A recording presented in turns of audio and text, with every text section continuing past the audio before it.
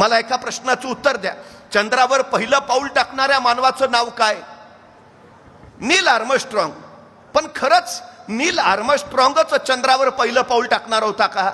याचं उत्तर आहे नाही. नील आर्मस्ट्रॉंग चंद्रावर पहिलं पाऊल टाकणार नव्हता. मग कोण टाकणार होतं? पहिलं पाऊल टाकणार होता एडविन सी आल्डारिन. तो अमेरिकेचा वैमानिक होता, स्पेस वॉकिंगचा त्याला अनुभव होता. हे अपोलो चंद्रयान ज्यावेळी चंद्रावर पोहोचलं त्यावेळी नासाच्या स्पेस सेंटरवरनं पहिला संदेश गेला, पायलट फर्स्ट.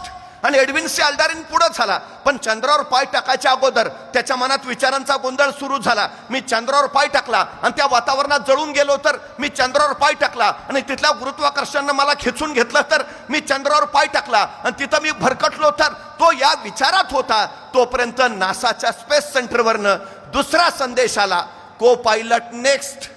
आणि नील आर्मस्ट्रॉंग पुढे झाला आणि चंद्रावर त्यांनी पाय टाकला. आणि चंद्रावर पाय टाकणारा पहिला मानव म्हणून नील आर्मस्ट्रॉंग कीर्तिमान झाला. खरं तर एडविन सी आल्डारिनकडे सगळं होतं, अनुभव होता, बुद्धी होती, ज्ञान होतं. तरी एडविन सी आल्डारिन मागं राहिला आणि नील आर्मस्ट्रॉंग याच्याकडे यापैकी काही नव्हतं. तरी नील आर्मस्ट्रॉंग कीर्तिमान झाला. याचं कारण काय? एडविन सी आल्डारिन निर्णय घेऊ शकला नाही आणि नील आर्मस्ट्रॉंग पटकन निर्णय घेऊ शकला.